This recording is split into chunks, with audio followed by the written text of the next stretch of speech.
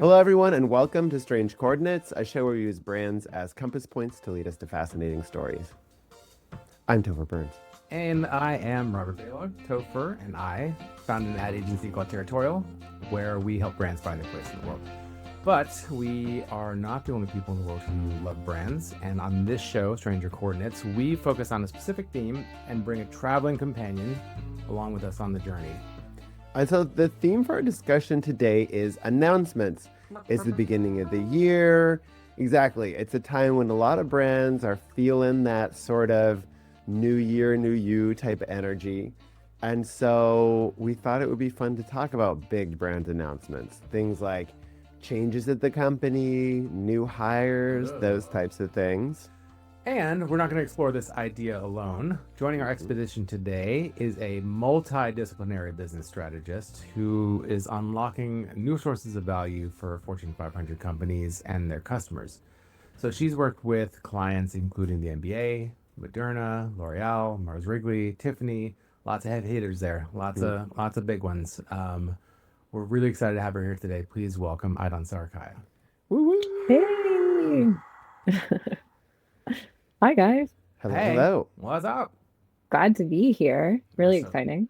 Yes. Glad to have you here as well. Thank you. Thanks for joining us. You're existing in a place of sunlight, and Topher and I are existing in shadow, apparently.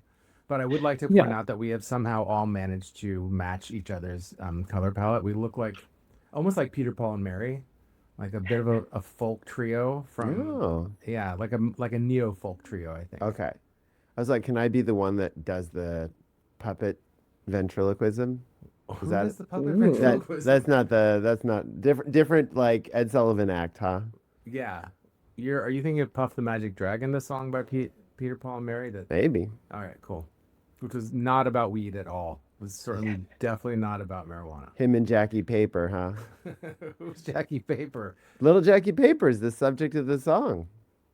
Little Jackie Paper Oh. loved that rascal Puff. No? Holy crap! I didn't know that there was. I didn't actually don't think I clocked that lyric. Oh yeah.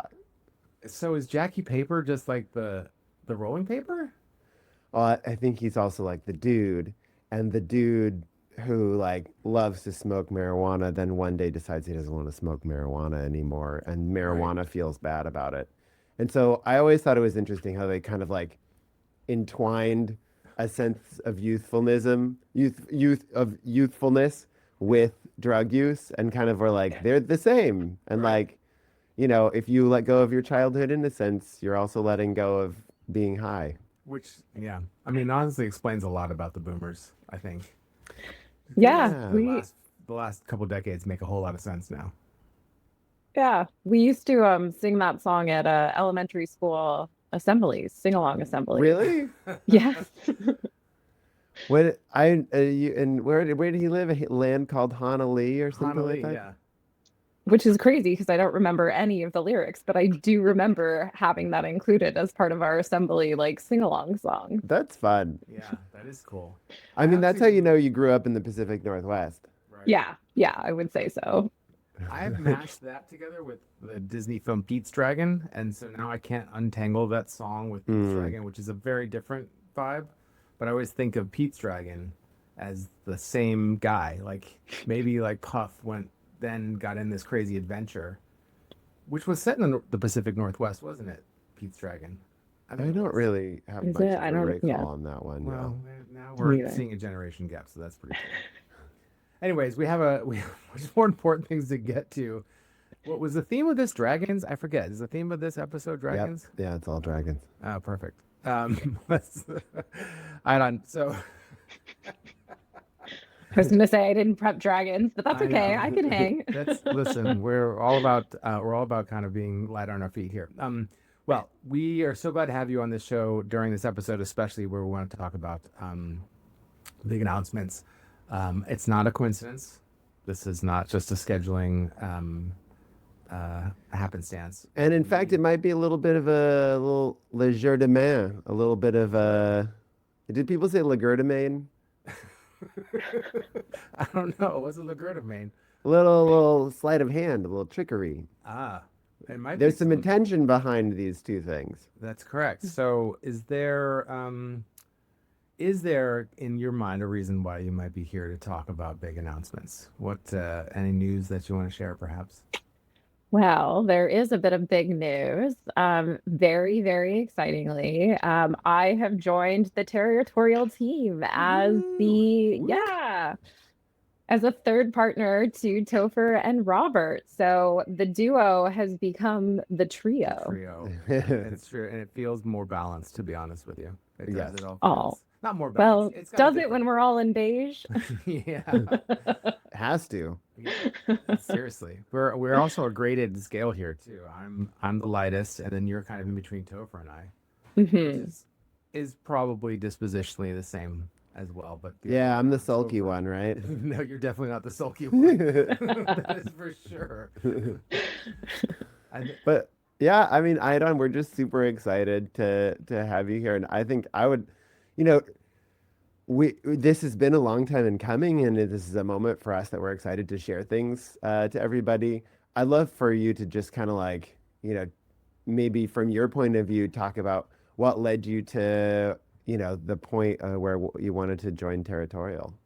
Yeah, I think that's a great question. And there's so much history in it. So the three of us actually were introduced by a former boss of mine, and actually have had the pleasure to work on a couple projects together, which is really, really awesome. So Topher and I had met a number of years ago and had actually delivered against Moderna together, and then also met Robert shortly thereafter. So I guess you could say I was always a fan. I feel like when you find people, yeah, thanks, that's very sweet. When you find people that you mesh really well with, both in work, but then also kind of with their brains, the way that they think, how they operate, I think it's really special. And I think over my professional career, I've come to realize how important it is to keep those people close, because it's not every day that you find people that you can actually deliver incredible work with, but also have fun doing it, find it as a meeting of the minds, but also a bit of challenge in it as well. So it was pretty incredible that we came together. 2024, I would say, is kind of the making of this trio, and the opportunity arose, and the three of us took the jump. I think it's also exciting to leave a more traditional, larger scale organization behind and get your hands dirty in something a little bit smaller, a little bit more boutique, I guess we could say. So it's been a really exciting challenge. Yeah, I'm curious, like, we've talked about this a little bit between us, but even like at the like personal level and emotional level, like you said, transitioning from, you've worked in some much larger companies, you've seen a lot of different ways that agencies work with some of the biggest brands in the world. So you have all of that experience. Like, just as a human being, what was it that kind of put you in the place where you wanted to tackle things, in the way that Territorial takes things on, or sort of like get involved as a partner in, building and growing a company like Territorial? It's great. No matter where we are in life, relationships are kind of the key connector between all of us. And I think that in my most successful projects, in my most successful organizations, it was the people who were able to keep the humanity in the work itself. So whether it's direct connections with your employees or direct connections to your clients, getting to know them on a real human level is kind of key. And I think what was really exciting is that with the three of us, it's that much more intimate. It is that much more direct. There is no space for any sort of veil in terms of who we are. It is the full person. If you're challenged that day, you can say, I'm challenged and I need my other two to step in for me. I've actually was just sharing with a friend over the weekend that it's a kind of support structure to be in a trio that you don't really find in a workplace. And I think we try to do that through the traditional structures of a boss and then the junior below, but to actually have people who are supporting you that are equal to you and have equal say and equal decisions. It's just a really, really special place to be, and often not even something that we feel in our relationships, right? Because it's a duo. It might be something that we feel in a friend group. So that transformation has been really, really eye-opening. And honestly, it's made me a lot less stressed. Nice. Yeah, totally. I fully agree with you. And too, I think there's also like, there's this, we tend to think in polarities so much. And I like what you're saying about like the superior and the subordinate. And we feel that somehow being positioned between a superior and a subordinate will balance us. And like, there is something really great about a collection of peers. And we've talked a lot about how what's really exciting is not just how we complement each other, but like our areas of overlap. And I Yeah. think there's a temptation, even in personal relationships, to go all in on one or the other. Like, I got to be exactly like my partner, or we have to be total opposites. And like in reality, it really works where there's both, where you have areas of autonomy, but you also have places where you're completely and utterly in sync. And I think it's going to make, our business super strong because we have an alignment on a lot of stuff, but we also complement each other in places where we're not as proficient as the other person might be. And that being able to step in like that is so useful to us and useful to the people we serve as clients. It's also incredible too, because it gives you what we're all looking for, right? Which is ultimately we want to have comfort and belong. But I think, and we share this very much, is the interest in learning and growing. And so when you have that overlap, you have your space for comfort and support. And in the areas that you don't have the overlap are the areas for growth and learning. Right there with you, Robert. I think it's interesting about kind of, like, uh, and people can answer that question, like, what were you looking for, and blah, blah, blah. You can answer that anyways. And it was interesting to hear you kind of speak first to kind of emotionally and like relationally where you were at in terms of like the type of partnership you were looking for in a workplace. And that brought me to be thinking about kind of rather than like what are our business goals from like a revenue perspective for next year, and a little bit like I was following along with you and thinking, the other dimension that you're talking about is also how being a more supported and scalable and multidimensional team means that we can have better and different relationships with our clients and partners as Yes. well, which has always been a major factor for us in terms of like how we just want to grow the company. Like from day one, we're like, we don't want to do this if we're not having a good time. And that doesn't mean that every day and every moment has to only be positive. You have to go through difficult things. You have to challenge yourself. You have to work through, difficult situations. But, it's all in service of good relationships with people we think are really fascinating and interesting and doing cool and important things. And, I think it's interesting to think about how broadening our team and honing exactly in on how we want to support ourselves and support each other and show up for each other means that we're able to extend that to the other people in our world as well, the partners on our teams and our clients. That's exactly the business relationship that started to illuminate itself to me, is that this idea of constant care. Everybody's doing the same thing, regardless of what side, whether they're in the agency or they're at the brand or they're trying to get the next job or they're going through the next life stage or whatever it might be. We're all dealing with the same thing, just in a different client environment. So why not support and assist each other in getting the next level of whatever it is we need to achieve, whether it's helping a client get their promotion within their organization or gain the recognition that they're looking for within the industry based off of the work that's delivered. I think those successes are the success of all of the people around them, because we are made up by our communities. I'm curious. I have another question for you, Aydan. So Okay. speaking of our like relationships and knowing each other, I was curious, what's one lovely or interesting thing that you've learned about Robert What the that hell? folks in our territorial universe, meaning like our clients, our like partners, listeners of the podcast, what's one thing that they wouldn't know that you've learned through this? Robert is a huge cook. He's a fantastic cook. He's a And he has stellar cook. endless knowledge about food Yes. in ways that I consider myself a foodie, but maybe that just means I like to eat. Robert knows about cooking, knows about traditional recipes, whether it's Italian something or cured meats is coming to mind right now. But you just you know it sitting at all. Christmas Eve, aren't you?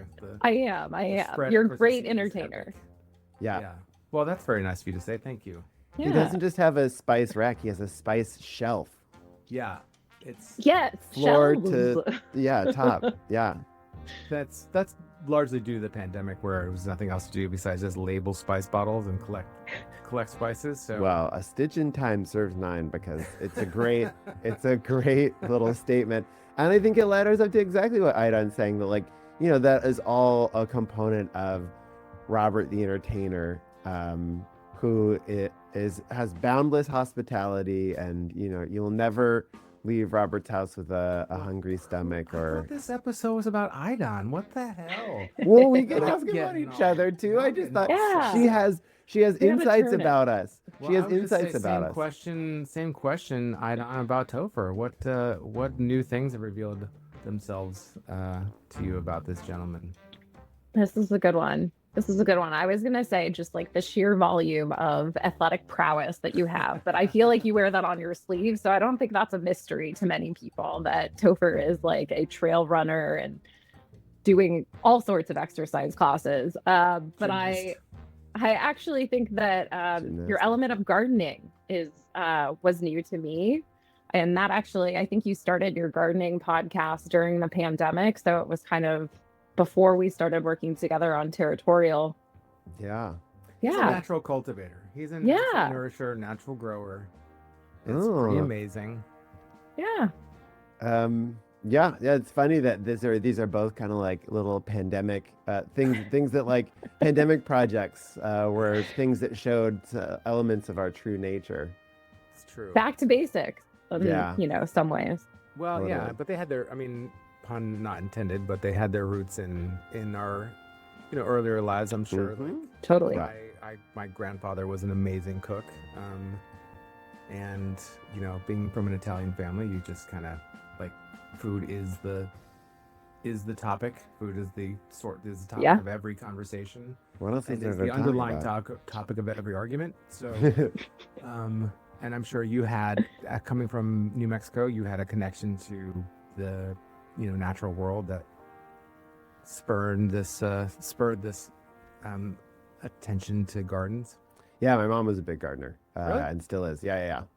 So she's actually on the podcast too, quite a bit. Amazing. The podcast is called Fresh Clippings, if anyone wants to check it out. Ooh, But there's cross-functional. only one season of it, but it's a delightful season. My mom's on it a fair bit. She actually was a master gardener and volunteered on like the master gardener hotline for a while and stuff like that. Wow. Just new information flooding my brain right now. The Yeah. Master Gardener Hotline.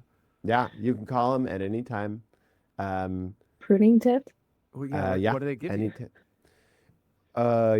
you can be like, is this the right time to prune my hedges? What is this pest that I see growing on my squash? You're kidding me. Yeah. And this is available to anyone. Just It's local too, so I think it's like Oh, that's amazing. people with knowledge of your bioregion. wow, That's incredible. that would have saved my fig tree and my olive tree. Fig tree's gone. Yeah, that fucker just like, Oh, you know what? They're so fickle. yeah, one tantrum too many. Yeah. Yeah. It just was like, no more leaves. So No. we were just like raising a stick in our house, and that just felt like really weird. It's like a Tim Burton kind of vibe going on, which is like has its own charms. Yeah. Okay. Well, Yeah. we've gotten ourselves to your scary skeleton plants, but I'm curious, Aydan, if you would be willing to talk a little bit about one of the things we've talked. You were introduced to you as a multidisciplinary business strategist, and indeed that is true. But when we have a think about kind of like where that's going to come to bear and the types of things we're going to do together, one of the things we talked about is this concept of delivery and how that idea we feel like is underutilized in the industry right now, and that actually when you say that, it can tend to sound fairly tactical. But I don't know, do you want to, in some of these conversations, you've had some really interesting insights about like all the different layers that can be and how that could ladder up to the territorial experience in general. Do you want to riff on some of that? Yeah, sure. So I'm coming from my most recent position was in a client service role. So you can view that as kind of a bit of account management, client relationship management, leading your internal team, kind of being that person who connects your client to your organization. And a few of my roles prior to that were also pretty exclusively in that space. And I don't know if it's just strong client services people that I've met over my time, or if it's, part of kind of our natural skill set that we bring to bear. But this idea of delivery and organization and connection between client and team is critically important. Obviously, there's all the reasons why delivery as a practice is really important when you're thinking about delivering on budget and timelines and things like that. And that's not anything I would argue with. I think it is completely invaluable to every business. But what's also really interesting and part of client service is that you're selling relationships. A lot of professional services and a lot of work that we do is delivery focused work, but ultimately we are selling the relationships. Do the people on the client side believe that we can accomplish the work that they are looking for? Do they want to work with us? Do they want to work with these people on the other side? And client services and a lot of organizations that tend to be a little bit more matrix are really that first pass after your salespeople. We are the ones that are getting past kind of those main decision maker clients, a lot of the higher ups, and we're responsible for cultivating and curating those relationships, which ultimately means making friends. And so, what's really great about Territorial is obviously we're not as matrixed of an organization, but we do have people who play in these different pieces.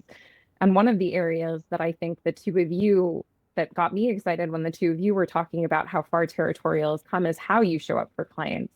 But I also viewed it as an area of opportunity for us to kind of continue to curate what is that territorial feel? How do we ensure that, when people, our clients are working with creatives on our team, they still feel like it's part of Territorial, even if it's not directly a Robert or a Topher on that particular call. So this is an area I think we've already started to make a lot of strides in. And I think it's going to be an exciting one, especially as we continue to kind of scale and grow our own business.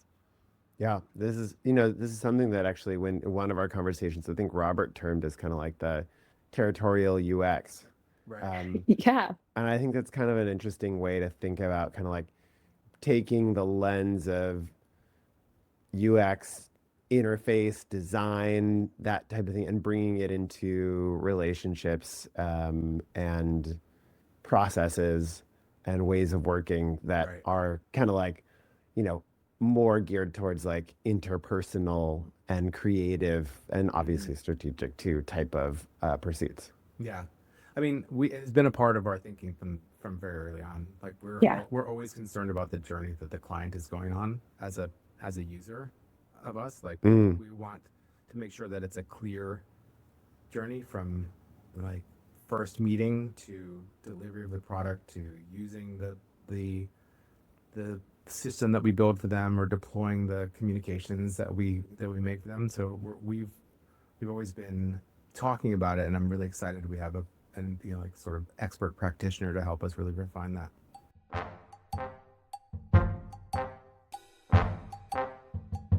As faithful listeners of our podcast know, we have a second segment in our Stranger Coordinates episodes called Off Brand, where we do a little bit of a trivia quiz. Usually that's something that either Robert or I prepare and ask our guest. But since you're the newest member of the territorial team, the honors go to you, Aydan.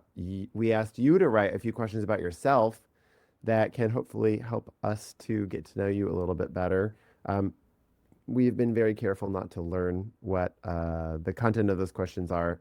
And so Robert and I will be taking this quiz about Aydan Sarikaya now. And we're not competing, right, Topher? Yeah, no one wins a prize.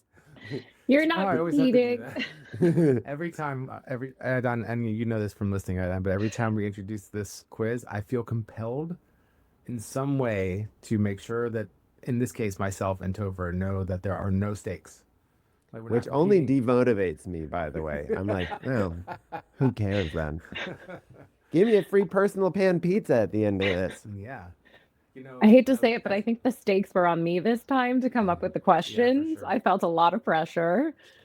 Um, so yeah, well, let's get into them, and you will see how I did kind of off of this first one. So I also wanted to bring in the theme of brands. So these questions have an Oh. essence of Aydan, but they're also focused on things and brands that are kind of related to interests or experiences How that I've had. fun. Wow. So yeah, we'll see. Okay, so here we go. They're not going to be multiple choice, but if you need hints, I can give hints. So let's go. Okay, so last summer was coined Book Girl Summer in many places, some of them including Vogue. And it was a time when we saw the rise of book talk. Miu Miu also did a summer reads pop-up where they were holding up a series of pop-up shops around the world where they were distributing feminist literature, and anyone can stand in line and essentially get their package of books. And obviously there was a whole social media component to that, and a bunch of content creators went. So as you guys know, I'm a big reader. And having a crossover of books and fashion is actually pretty cool. And last year wasn't necessarily the first time we've seen it, but it was one of the first times where there were so many different shows that were really referencing literature of old. So last year in February, Tom Brown closed New York Fashion Week to what famous narrative poem? Ooh, this is putting me on the spot. I can give MFA is hints. just like being removed from my grasp as we speak. 'Cause I can't remember what the hell this is. Okay. Can you give me a hint? Is it an American poet or? Yeah, give us a little bit of a genre space. So the poem is about a bird. Oh, The Raven by Edgar Allan Poe. Yes, correct. Ding ding. It's like So one poem about a bird. it's pretty incredible if you look at the clothes too. Like it Mhm. really had this like very dramatic feel to it, kind of like bird-esque shapes. But I personally love that's kind of highbrow, but I love the idea of book talk and kind of the lowbrow, highbrow. We've seen a resurgence in romance novels and like exclusive bookstores just for romance novels coming out. I just feel like books are really having a moment, and it makes me really happy. What's the trashiest book you've read in the last few years? Like, you I knew it's trash. Such a good question. I feel like there's a few whose names I don't remember because I really hated them, but they're on my Goodreads if people want to search me. The probably like the most, it wasn't trash in terms of the writing. It was actually written really well, but I think it was called Divorce, and it was written by a Swedish author and translated into English. And the story itself was like really juicy. I felt like I was prying into somebody's life. Like, Nice. I wonder if it was autofiction because it kind of felt real. Awesome. On the subject of literary and fashion too, I just recently, there's like even an Instagram company that is selling like bandanas and scarves that are all prints pulled from like the famous illustrations of like, you know, like original book jackets for company for original stories and stuff like that. So like That's there's cool. yeah, it's like I just bought like because they had them kind of priced where you just like you should buy like five. Oh, cool. And there's gonna be one day because I haven't we're doing our beige match today, but every day that Robert stands out, it's because he does a little ascot or a bandana moment, and I'm determined to sink into that soon at some You're gonna point. try and bite my style, or can't I just have that? Not biting. I'm not accusing you saying of like taking my conversation. beige moment, No, you can't own beige. and you can't own bandanas. All right. Okay, yours is a bandana then. And Imitation is the best form of flattery, they okay, that's say. fine. If we all start showing up wearing matching neckerchiefs, this is just gonna go too far. I did receive a gift from my mother of a silk scarf recently. I Nice. haven't Yes. worn it That's- yet. That's pretty hip. Yeah, they're chic. It's a Yeah, good look. So chic. All Good right. look. Okay. Okay. That was a good Next one is switching gears a little bit, still in the same theme of Idon interest and brands. So there were a couple controversial years in global swimming around the 2008 Right. Beijing Olympics. So this is the Olympics where Michael Phelps won 8 gold medals. He set 7 world records. But what you might not remember is what he was wearing. And he was actually wearing a full-length swimsuit at the time. He often wore kind of like the from the waist to the ankles, but sometimes he wore the one with the upper body. During that same Olympics, 23 swimming world records were crushed, and they were all wearing the full-length swimsuits or similar styles. What was the material and or who was the company that made that swimsuit? Is it so? I forget if it's Speedo or not, but that would be my guess. And then It is the Speedo. Ding. it's the shark skin type thing, right? It had like little scales that sort of like simulated a shark skin material. It was the next generation of the shark skin. Oh, Do you know what it is, Robert? Or okay. Otter skin. So it was called the Laser Racer, was the Speedo version, so LZR, and it was made up of 50% polyurethane.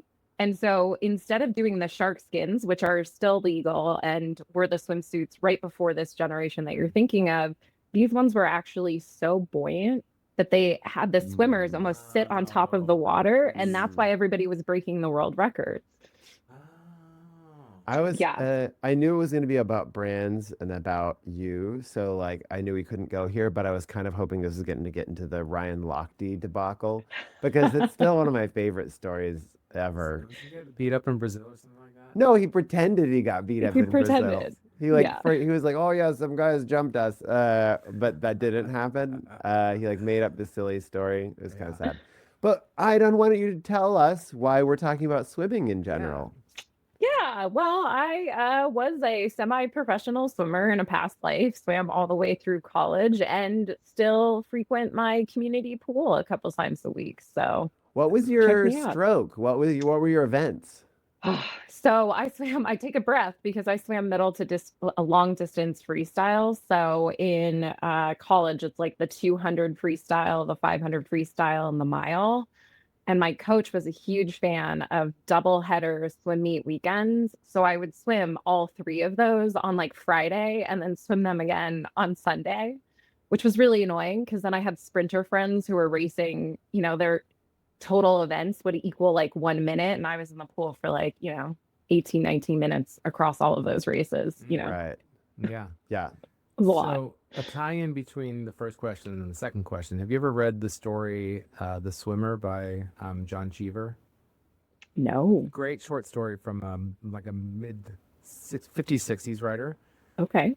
and it's basically it's set in like the post-war era in the suburbs, and like all the adults are alcoholics and they have parties on the weekends. They've neglected their kids and lives are falling apart, and this one guy who's the life of the party decides he's going to go home, but he's going to swim home from pool to pool to pool.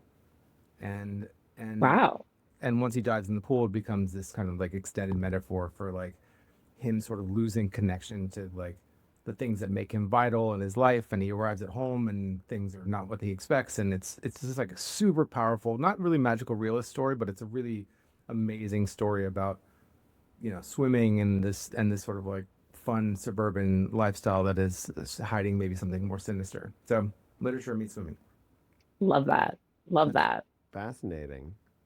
Okay, question 3. Okay, question 3. So you guys also are aware, and for everyone else, now you're learning, I'm a huge fan of the performing arts. And I'm super excited this year coming up this spring. We have a bunch of shows that are crossing over from the London West End. I am so excited to see a picture of Dorian Gray with Sarah Ooh. Snook. My friend saw it in London. She said it's incredible. We have a Streetcar Named Desire is coming, playing at a couple theaters, both in Manhattan and then transferring to BAM in Brooklyn with Paul Mescal. So bringing back a little bit of fashion and a little bit of brands. So we know that there's been a lot of collabs over the years. A lot of fashion houses and fashion designers have done shows. When I was doing research, I was seeing that Jean Paul Gaultier had actually done a version of Snow White in like 2014 in New York that was like really there was a lot of press on his costumes because they were pretty dark and, very of his style. But I actually found that in 1923, there was a play called Little Miss Bluebird that was staged at the Lyceum Theater in New York City. Can you take a guess of which fashion house did the costumes, and I very purposely said which fashion house. I would guess Chanel. Boom! Ding, ding, ding, ding, ding. Wow. Yeah. Pretty cool to think that a theater that still stands today, I think it was established in like 1903 or something like that. Don't quote me on it. But Chanel participated in the costume design for that show. That's cool. What year did you say? It was 22 or something like that? 1923. When did I actually just assumed that Chanel started later than that, but I'm completely off. It's Yeah. Wow. It's interesting because when we all got together in Denver last year, we also explored how the Maurice Sendak exhibit and learned that he was really big into theater as well. And so it's interesting to hear all these different connections where the person who, is responsible for creating and drawing Where the Wild Things Are also did a lot of stage dressing for opera. And so hearing Chanel playing in that same space is kind of similar, like, oh, theater is a really interesting place for other people with visions and crafts to be able to kind of like expand. Mhm. It also feels like what is pre the kind of collab culture that we've had of the past 10 years of like, X by X. Yeah, like Yeah. that isn't like new. Yeah. People have been collaborating before. Right. Yes. No surprise.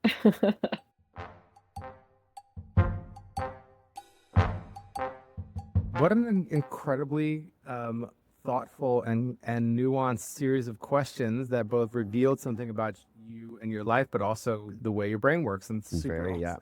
yeah, Thanks very for putting that impressive. all together. Yeah.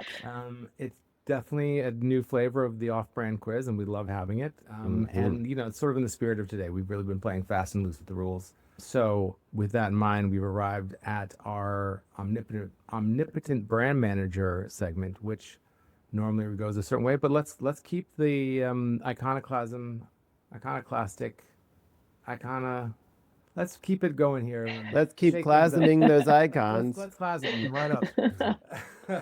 So normally we say, we ask our guests, if you were to be a brand manager for any brand in the world, what brand is it and what would you do? Let's change it up this time, given the theme of today and the announcement we're making. So instead of becoming the brand manager of a separate brand, let's think in the world of territorial. It's 2025. If you could pick any brand for us to work with, who would it be and why? Yeah, I was thinking a little bit about this guy. I love this question. And I wanted to stump you guys and actually bring some new fodder to the conversation so that we can keep discussing even beyond the podcast. Shake it up. So I think that there is something very interesting happening in the hospitality and entertainment space today. So I think there's been a lot of talk of like, is the member club over? What's the next generation of co-working space? Continuing on with fashion, which I guess is my theme for today. We've seen a lot of large-scale brands start opening up cafes and restaurants. They're also buying up real estate. So there's something really interesting happening with both the real estate market and brands themselves, especially as they kind of expand beyond their traditional space. Obviously, they require significant capital. I feel like I have to say that. Like, I recognize that this is a space that's, requires a lot of money to play in. But I think there's something really interesting in this pull and tug that we're experiencing in terms of social media and being online and connected to our phones and the digitization of our lives, but also these offline experiences and community gathering spaces. And so I gave some examples that are kind of like the highbrow examples, but there are so many different examples of that. So it would be really, really awesome if we had the opportunity to explore kind of that intersection of hospitality, entertainment, community in 2025. Yeah, and like really interesting implications when you think of brand and how brand plays in those spaces. When you have equities, you've got experiences, you've got communications, and it's not just one thing. The brand is many things. Yeah. That gets really, really exciting. And is it new brand? Is it extension of brand? Have we thought about how it manifests in this space before? I don't know. It was kind of exciting to think about like how what did Restoration Hardware go through when they were kind of creating their spaces? I don't know. There's a lot there. Yeah. It's it's interesting because I think there was maybe 10 years ago working on financial brands and others. It was always in the conversation. How do we create a space? Like how do we Yeah. especially for brands where the product is ephemeral, like financial instrument does not, you can't touch it, you can't see it, there's no interaction with it. So we were always looking for ways in which we could create a connection with the brand, and seeing that as, and I don't think the industry was ready for it, and seeing it now where I think you first need to have this sort of cultural realignment from things to experiences, and that Yeah. sense of like I want to encounter a brand not through a thing I purchased, but through an experience that I have with it. So like the Museum of Ice Cream and all these other things that started to create that, and now it's seeped into brands at large. And like you're pointing out that this is a really interesting intersection between hospitality and entertainment that's like rooted in physical spaces. It is really exciting to see, like, Capital One is like talking about it nonstop, like their whole campaign about the guy that, that lives at Capital One basically in the cafe and haunts the bank. It's really interesting that it's become such a big movement. It's interesting that you mentioned work too, because I feel like at the same time that people are like, "Oh, I really want to hang out with people and feel connected and stuff like that." Like almost everybody I talk to is also like, and I still don't want to go and commute to work every day. Yeah. And so it feels like there's been fundamental shifts in our society, not just brought on by the digital revolution, but also pushed forward by the pandemic lockdown that like you can't take back. Like they've been let out of Pandora's box, and so I think figuring out how to live in that space is going to be really interesting. Yeah, or even I think I just read before I came on that Industrious was just acquired by CBRE, and Industrious is like a flexible office space solution that also offers other things going on in their amenities. And I know there are a few brands that are doing this as well. And those are in traditional office spaces where you might have your BlackRock or your JP Morgan or your Pfizer, and they're doing whole hosts of community activities within those buildings that people who work in those buildings can attend. So again, you're coming back to a little bit of hospitality, a little bit of real estate. There's so many different ways that it can manifest. And I don't know that anybody's really, figured out what's the next generation of these kinds of businesses yet, but there's a lot of test and learn happening. That's cool. All right, let's do it. Let's put it on the Cool. list for 2025. Well, Aydan, we're so grateful, not just for you to join us today in this moment, but to join us on our journey together. We're so happy to have you join the team. We're so excited to share this with everybody. For those listening and watching, you're only going to be seeing and hearing more from Aydan. And we know that things will be better coming from Territorial, and you'll enjoy them more because she is part of it. 100%. That's very sweet. Thanks, guys. Yeah, it's great because normally this is sort of like, okay, bye, we'll see you, I don't know, a couple months from now, but we'll see you in like, I don't know, 5 minutes at our next meeting. So Yeah. Can't wait to hang again. I know, So right? long, farewell. Too bad everyone else will not be able to join us, but we do appreciate you being here. To learn more about Territorial and our agency and how we help brands find their place in the world, go to our website, which is conveniently located at www.weareterritorial.com on the World Wide Web. Also, follow us on LinkedIn. That'd be really cool. Excellent. All right. Thanks, everybody. Great to Thanks. see Thank you so both. Thanks, much. everybody. Bye. See ya. Bye.